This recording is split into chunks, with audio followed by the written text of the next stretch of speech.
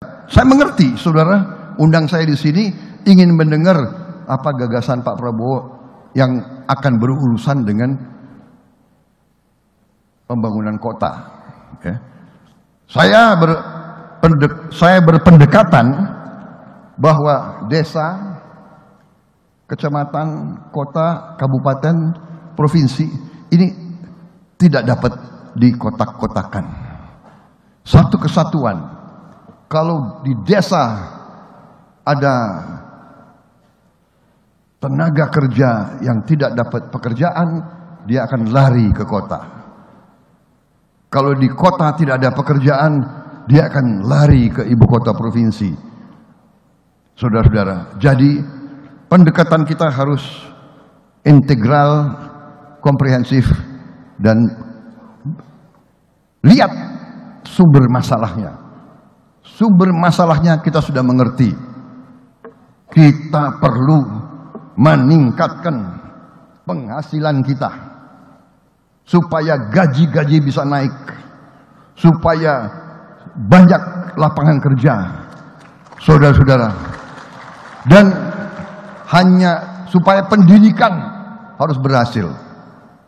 Kita sekarang kurang dokter-dokter spesialis. Saudara Wali Kota, saya kira saudara mengerti di kota kalian berapa spesialis jantung bisa pasang kateter, bisa pasang stent. Berapa ahli onkologi, ahli kanker yang bisa obati leukemia, yang berapa alat-alat yang bisa dioperasikan di kota kalian dan sebagainya. Saudara yang lebih tahu. Pendidikan harus kita tingkatkan. Semua, dan ini semua perlu investasi yang besar. Jadi saudara-saudara, strategi yang sudah dilaksanakan, kuncinya ada hilirisasi. Tapi, hilirisasi ini mengganggu negara-negara lain. Begitu pemerintah kita melaksanakan hilirisasi, diancam oleh Uni Eropa, diadu ke WTO, diadu, pemerintah kita naik banding, dia adu lagi, naik banding lagi, kita tidak tahu. Tapi mereka tidak suka kalau kita hilirisasi. Lalu ada progres perbaikan kinerja fungsi pemerintahan, lalu kita bandingkan dari tahun ke tahun, tapi yang menilai orang lain. Kalau yang menilai kita narsis. Narsismenya kemudian boleh ditampilkan, tapi Anda akan berhadapan dengan masyarakat. Apa itu? Medsos. Maka saya wajibkan seluruh OPD saya punya medsos dan centang biru. Semua punya medsos dan centang biru. Ini kebetulan salah satu dinas saya, OPD saya lagi kita tugasin jadi wali kota di Salatiga. Ya, ini dari salah satu kepala dinas. Maka saya pesankan, silakan kemudian pengalaman baiknya diterapkan di situ. Terbuka, transparan, kemudian komplain handlingnya cepat. Maka ukuran angka-angka dari progres ini menunjukkan hari ini capaianmu berapa, tahun berikutnya berapa, kemudian diperbandingkan, kamu sedang dinilai oleh Kemdagri. Cerita suksesnya kelihatan, tapi ada cerita tidak suksesnya. Maka saya sampaikan next, dari angka-angka kemudian ditampilkan, kata Kemdagri, oke, hampir semua kinerja fungsi pemerintahan tidak mengalami perubahan, semua pada top level sesuai dengan target. Berarti kamu beres. Tapi ada kinerja fungsi yang perlu perbaikan, mulailah gambarnya kelihatan yang di sebelah kanan. Mulai kita cerita penanaman modal, oh iya Pak, begitu COVID kemarin kurang, oke.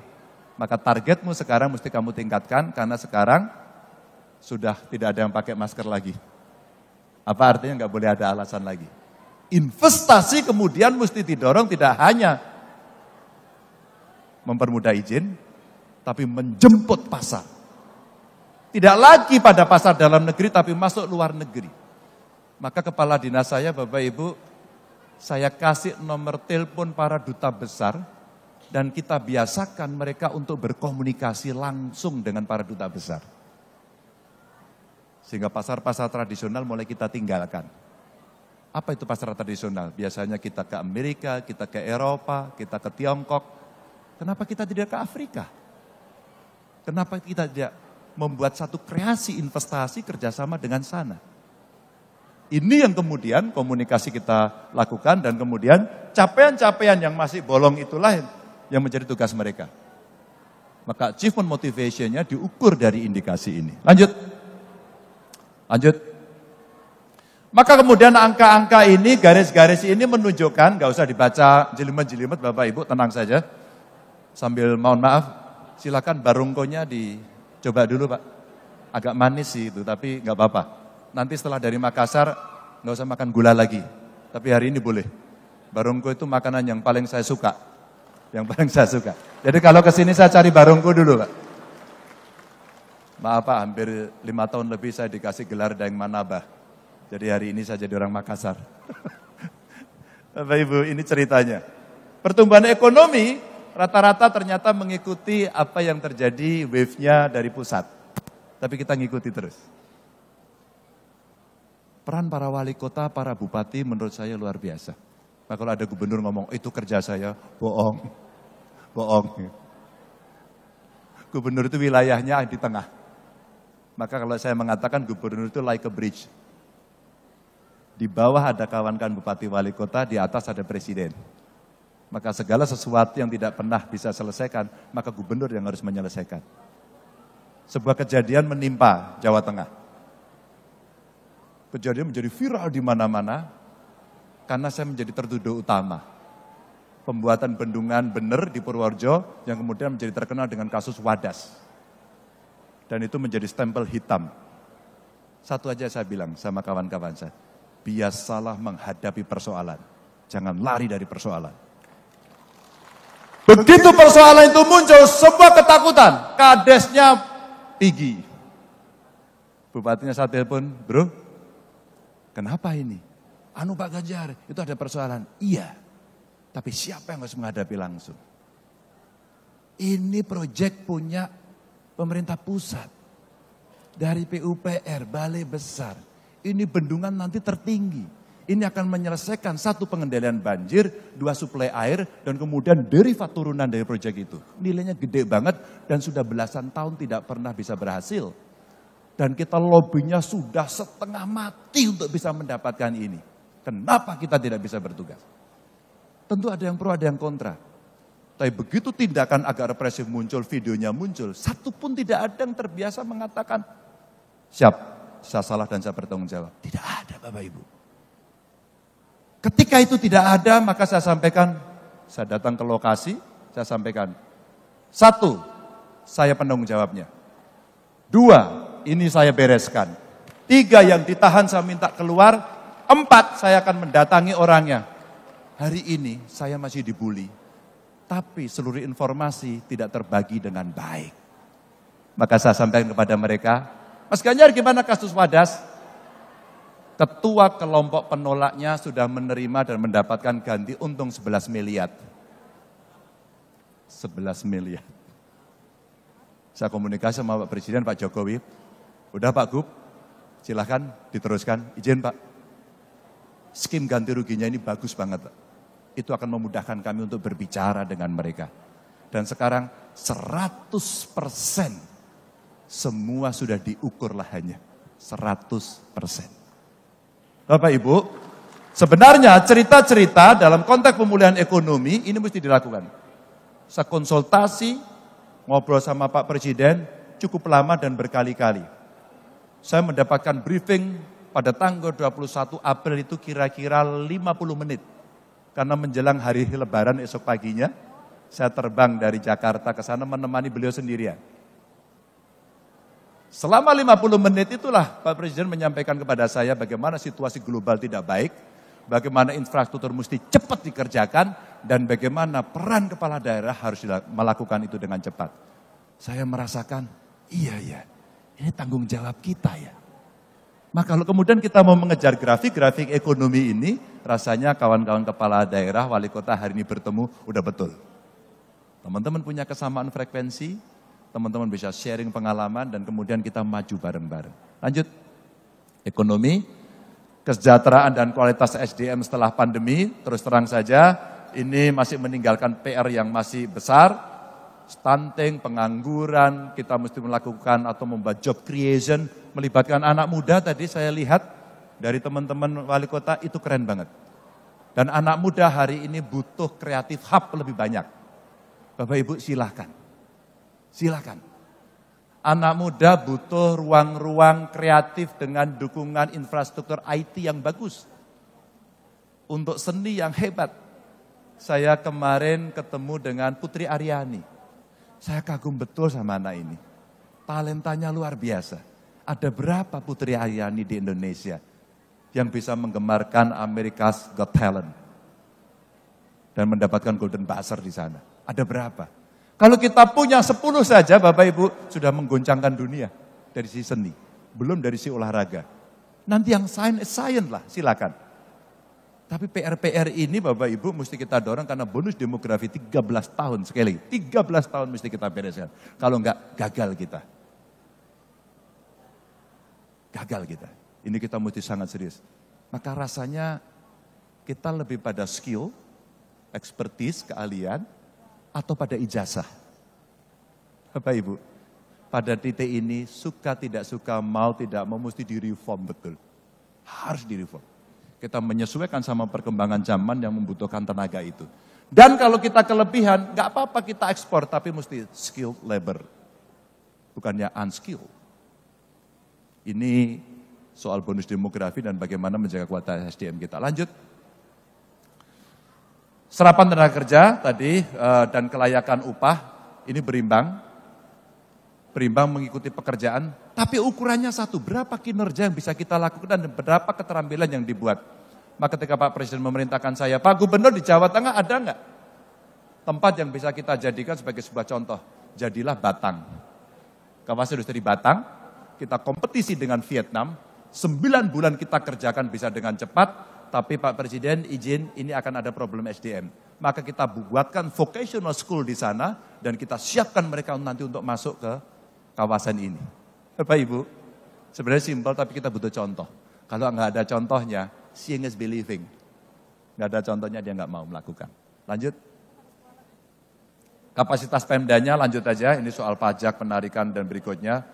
Nah, berikutnya ketika kemudian kemampuan tidak sama, maka mau tidak mau pemerintah mesti melakukan intervensi, itulah subsidi. Dan hari ini problem besar kita ketika kita punya problem El Nino, lalu nanti problem pangan, sayang, saya sampaikan pada DPR RI, ini ada anggota DPR RI juga di sini, tapi komisinya sayang tidak di komisi 4, saya sampaikan Pak, pupuk kita subsidinya jangan dipotong. Hari ini petani sekarang mengalami kesulitan itu semua. Hampir sekali saya kira di tempat Bapak Ibu juga. Tapi karena kota tidak banyak pertaniannya, maka banyak sekali hari ini yang tidak bisa tercover. Saya sampaikan waktu itu, mungkin Bapak Ibu melihat fotonya, ada Pak Jokowi, ada saya, ada Pak Prabowo di tengah sawah. Orang bilang itu bicara politik, padahal iya. Politik pertanian maksudnya, ada Pak Sarul juga di sana. Dan kita bicara bagaimana soal pupuk kita selesaikan. Pak Presiden bilang, itu loh Pak Gubernur, maka PIM-nya di Aceh kita hidupkan lagi.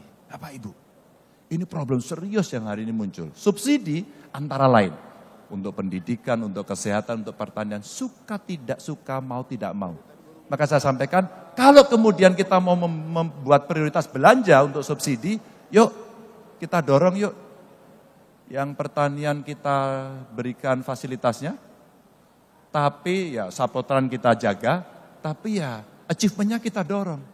Saya bayangkan, IPB, Institut Pertanian, Pak saya mau sawah kita itu kalau ditanami padi minimum harus 7 ton. Bagaimana caranya? Ilmunya di kalian, saprotannya dari kami, modernisasinya dari kami, off-takernya Bulog, dan seterusnya. Masa kita kalah sama Thailand? Tugasin aja, ada BRIN, ada kampus, ada perusahaan, tugasi.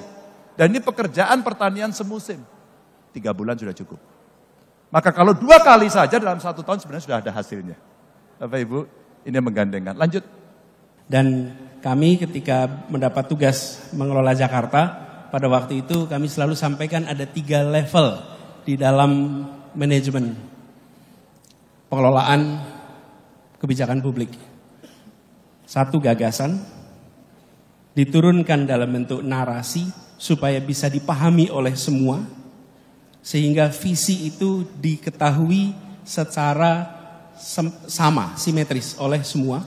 Lalu ketiga adalah eksekusi, karya. Karena itu ketika menjadi tiga kata, katanya adalah gagasan, narasi, karya. Tidak ada karya tanpa gagasan, tidak ada karya tanpa narasi. Sehingga apapun yang dilakukan bisa dicari asal muasalnya dan dicari penjelasannya. Nah, itu yang kami ingin sampaikan di sini adalah beberapa hal terkait dengan gagasan. Karena itu, sekalian, kalau boleh tunjukkan next slide. Ini gagasan awal yang kami bawa sama-sama di dalam rencana Indonesia ke depan. Ini peta Indonesia, potret Indonesia di malam hari.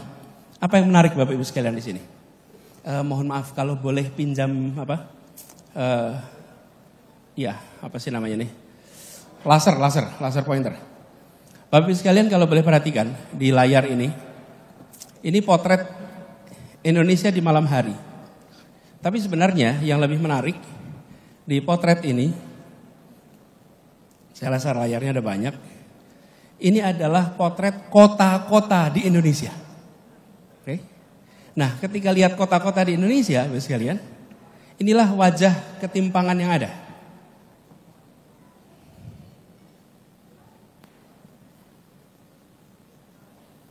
Kelihatannya ada ketimpangan juga Pak di sini, Pak. Coba dilihat dulu. Jadi kalau Bapak Ibu perhatikan, oke, sip. Ternyata ketimpangan pengetahuan pengelolanya nih Pak. Kalau Bapak Ibu perhatikan di sini, tidak sampai rupanya. Oke, lihat saja. Lampu ini menggambarkan kota di Indonesia. Ketika kita lihat kota-kota ini, sekalian, di Jawa paling terang itu Jakarta, Surabaya. Begitu masuk Sumatera, titik-titik kecil. Kalimantan, titik-titik kecil. Ini yang lebih ramai itu di Sarawak. Ini Malaysia. Sampai di kawasan timur, gelap. Saya tidak menggunakan statistik Bapak Ibu sekalian. Gak pakai statistik nih. Tentang macam-macam. Gak usah, pakai ilustrasi ini aja. Listrik yang nyala di malam hari. Dari situ terlihat ketimpangan yang luar biasa. Coba kita lihat negara lain. Kanan bawah, India. India itu kalau ditanya kompleks, ya. Jumlah penduduknya 1,3 miliar, lebih banyak dari kita. Tapi lihat, ketika di malam hari terdapat distribusi yang relatif merata. Ini kalau pakai layarnya yang TV, warnanya lebih jelas. Di sini terlihat bahwa kota-kota memiliki, dalam tanda kutip, kontribusi yang relatif setara. Dari situ, lihat kemudian Korea Selatan apalagi. Seoul tentu saja paling kuat. Nah, jadi visi yang kita ingin tawarkan ke depan, kita ingin di malam hari seluruh kota di Republik Indonesia terlihat menyala terang dari udara. Itu kira-kira. Menyala terang tuh. Jadi jangan sampai kota-kota ini gelap. Kalau gelap itu perekonomiannya tuh rendah, kontribusinya rendah. Dan tentu saja PLN ini harus nyiapin suplainya. Barangkali pas dipotret, pas biar pet juga bukan? Kan Bapak Ibu rutin mengalami masalah seperti itu. Bapak Ibu sekalian, Indonesia adalah sebuah negara yang dikenal sebagai negara agraris dan maritim. Tetapi sejak 2009 lebih banyak penduduk tinggal di kota daripada di desa. Sejak 2009. Jadi kalau sampai dengan sekarang, 14 tahun kemudian, proporsi penduduk tinggal di kota lebih banyak daripada di desa. Coba lihat next slide. Urbanisasi ini adalah inevitable, tidak bisa dihindari. Tetapi masalah yang ada di sebuah kota sesungguhnya adalah soal pilihan. kita memilih membiarkan muncul masalah atau kita memilih untuk mengantisipasi masalah. Urbanisasi itu oke, baik-baik saja. Yang tidak baik itu Jakartanisasi. Ke Jakarta semua, that's not good. Tapi kalau urbanisasi, it's okay. Urbanisasi itu normal dan terjadi di seluruh dunia. Diperkirakan, tadi visinya Pak Ketua 2045, tahun 2045 itu 70% penduduk Indonesia akan tinggal di perkotaan. Harus antisipasi dari sekarang. Sekarang 57. Bila kita biarkan tanpa perencanaan yang serius secara kolektif, nanti kita mengulangi masalah yang ada di Jakarta. Kemudian yang kedua, kita saksikan bahwa di perkotaan ini kontribusi dari penambahan penduduk perkotaan itu setiap 1% penambahan PDB per kapita nasional meningkatnya 1,4%. Sementara di negara-negara Asia lainnya tambah 1% penduduk urban itu meningkat PDB sampai 3%. Artinya kota-kota kita belum menjadi kota yang produktif secara ekonomi. Lalu kita punya masalah lingkungan hidup. Dan dari semua kota di Indonesia hanya 8 kota yang memiliki kualitas udara yang baik. Hanya 8 dari semua. This is no good. Lalu kita menyaksikan bahwa 30 juta penduduk di perkotaan itu tinggal di pemukiman yang tidak layak. Ini fakta juga. Dan yang kelima, kita melihat kesenjangan sosial yang tinggi di perkotaan. Dulu saya menginisiasi program pengiriman guru-guru ke pelosok tanah air. Tanah air nih. Di pelosok-pelosok di Sulawesi ada, di Nusa Tenggara, di mana-mana. Karena adanya ketimpangan itu. Lalu ketika saya mendapatkan tugas menjadi calon gubernur, saya berkeliling Jakarta. Seperti juga Bapak Ibu kalau pilkada harus keliling. Pada saat keliling itu, saya justru menemukan bahwa kemiskinan ekstrim itu adanya tidak di pelosok yang jauh sana, tapi kemiskinan ekstrim itu adanya justru di pusat pemerintahan, di pusat negara kita, di Jakarta. Yang ekstrim miskin di situ, yang ekstrim kaya juga di situ. Jadi ketimpangan-ketimpangan di kota-kota kita, itu ketimpangan yang harus dibereskan agak awal. Nah, kami melihat permasalahannya ada pada pertumbuhan yang tidak berkeadilan. Saya menggunakan contoh Jakarta Bapak Ibu sekalian, bukan tempat lain. Jakarta ini, Bapak Ibu sekalian, kalau kita lihat tata ruangnya itu berkembang tanpa dikendalikan dengan sebuah visi tentang pergerakan penduduk. Ini wajah Jakarta sejak tahun 72 sampai 2012. Sekarang lebih luas lagi di luar Jakarta. Kalau dalam Jakartanya tidak banyak berubah. Dan di Jakarta itu sekalian tinggal 8% tanah ruang terbuka, 92% tertutup. Kami merasakan apa yang kita lihat di Jakarta adalah fenomena yang bisa terjadi di kota-kota lain beberapa dekade yang akan datang.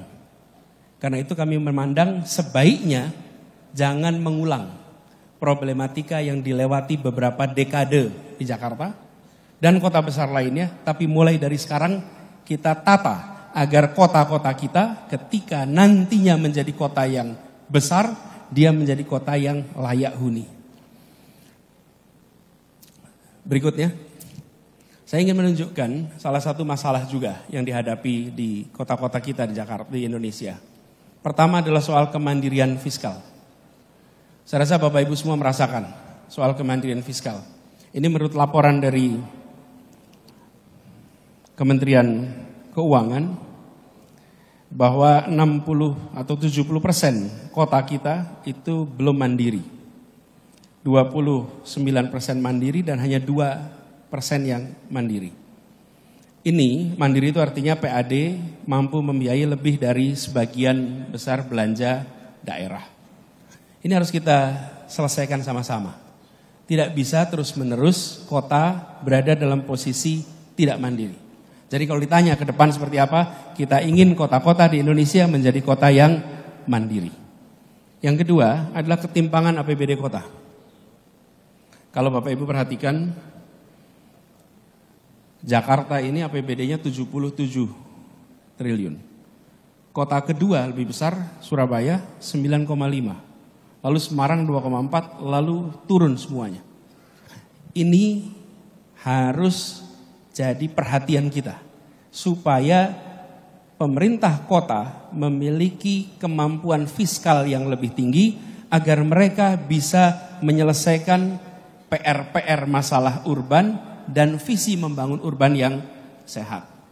Ditambah kalau saya cek, kita semua ini punya beban administrasi laporan yang luar biasa. Menurut catatan kami ada 259 laporan administratif yang harus diselesaikan dan menyita energi ASN kita. Ini harus dilakukan simplifikasi atas persoalan ini. Jadi, bagaimana ke depan? Kalau boleh kami berbagi apa yang menjadi visinya. Kami melihat pertama, kota harus bisa mempercepat pemenuhan layanan dasar. Apa itu layanan dasar? 1, air. 2, kesehatan, pendidikan, pangan, papan. Ini contoh 5 layanan dasar yang harus dipercepat pemenuhannya. Pangan saja Bapak Ibu sekalian. Kita semua ini yang tinggal di perkotaan tidak punya lahan pertanian. Tapi bagaimana perkotaan dan pedesaan memiliki satu skema untuk bisa memasok kebutuhan pangan dengan harga yang terjangkau dan sustainabilitasnya terjamin. Kemudian yang kedua, tata kota yang produktif dan berkelanjutan. Produktif ini artinya di kota ini efisien. Aktivitas perekonomiannya tidak terhambat oleh faktor mobilitas, tidak terhambat oleh faktor-faktor sosial ekonomi lainnya. Kemudian kita melihat perlunya mewujudkan interkonektivitas antar daerah. Di mana itu daerah? Di dalam kotanya dan antara kota dengan wilayah-wilayah yang berada di sekitarnya. Karena dalam prakteknya kota-kota kita di seluruh Indonesia itu menjadi kota jasa yang memfasilitasi kabupaten-kabupaten yang berada di sekitarnya. Lalu yang keempat adalah menjadikan kolaborasi sebagai praktek di perkotaan. Kenapa kolaborasi ini praktek baik di perkotaan? Karena begini Bapak sekalian, kota itu tempat berkumpulnya masalah, tapi juga kota itu tempat bertumpulnya solusi, tempat berkumpulnya talent. Kalau tanya di mana lokasi orang-orang terdidik, kebanyakan di perkotaan. Di mana lokasi think tank di perkotaan, di mana lokasi NGO di perkotaan. Nah, sayang kalau mengelola kota itu hanya dikerjakan oleh pemerintah kota saja, bila tidak memanfaatkan institusi-institusi ini. Sama perguruan tinggi, di mana lokasinya? Di perkotaan. Karena itulah kolaborasi kami memandang sebagai kewajaran baru. Ini tadi kami berikan catatan, karena kita perhatikan salah satu, next soal pendidikan, salah satu faktor yang membuat kawasan perkotaan itu bergerak lebih cepat adalah ketika kualitas pendidikan dan kualitas manusia di daerah itu makin hari makin baik. Ini salah satu indikator saja. Kita melihat pemerataan perguruan tinggi kurang. Pemerataan perguruan tinggi ini tersentralkan di Jawa, apalagi di Jawa bagian barat. Di Jawa Barat itu ada 388 perguruan tinggi. Di Jakarta saja 276. Di Jawa Tengah 250, di Jawa Timur 341. Ini menyedot talent dari seluruh Indonesia. Untuk dapat pendidikan tinggi tersedot. Sekali mereka tersedot jauh dari kotanya, dari wilayah asalnya, potensi kembali itu lebih rendah. Karena itu kami melihat ini penting. Yang berikutnya, kota bukan hanya soal ekonomi saja. Kota adalah tempat berkumpulnya keragaman, tempat majunya kebudayaan. Jangan sampai kota semata-mata dipandang sebagai kegiatan ekonomi, tapi kegiatan budaya, kegiatan seni tidak muncul. Dan kami melihat kota-kota adalah tempat di mana terobosan inovasi di bidang-bidang kebudayaan menjadi penting. Karena itu kami merasa perlu di dalam pembangunan kota ke depan bukan hanya aspek ekonominya, tapi aspek kebudayaan itu menjadi fokus perhatian. Ini soal kotanya. Lalu saya ingin sedikit bahas soal kota dan wilayah sekitarnya. Tidak bisa dipungkiri, kota-kota ini menjadi pusat rumah sakit, pendidikan, kebudayaan, perdagangan, yang ini berkorelasi dengan kawasan sekitarnya. Jadi pembangunan kota harus juga memasukkan bagaimana bisa kolaborasi dengan daerah-daerah sekitarnya. Kami di Jakarta itu punya ketergantungan pangan yang luar biasa. Jadi kami buat kerjasama dengan kabupaten-kabupaten yang memproduksi pangan sehingga bisa memasok pangan, mengurangi mata rantai yang membuat harga menjadi tinggi. Ini saya berikan ilustrasi di sebelah kanan tentang bagaimana kita bekerja dalam konteks pangan.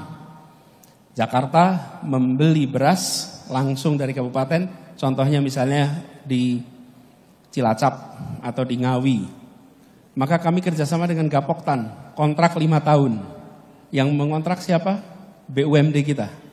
Kontrak 5 tahun, apa yang terjadi dengan adanya kontrak 5 tahun? Gapoktan punya akses pada kredit karena dia ada kontrak dengan kita. Melakukan mekanisasi pertanian, melakukan terobosan-terobosan dengan menggunakan kontrak 5 tahun itu. Dari sisi kami dapat beras dengan lebih murah. Dari sisi mereka dapat gabah dengan harga yang lebih tinggi. Dan itu kita kerjakan dengan berbagai kabupaten kota di seluruh Indonesia. Termasuk di sini Sawah Lunto. Ada Sawah Lunto di sini ya.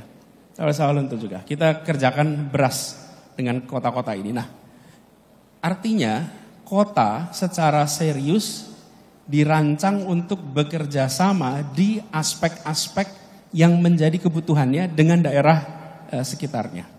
Jadi Bapak sekalian, kami melihat ada 4 prinsip untuk kota di masa depan: layak huni, asri, adil, maju. Kira-kira 4 itu yang kita ingin lakukan ke depan.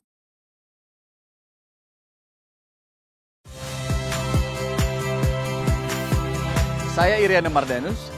Saksikan program-program Kompas TV melalui siaran digital, pay TV, atau media streaming lainnya.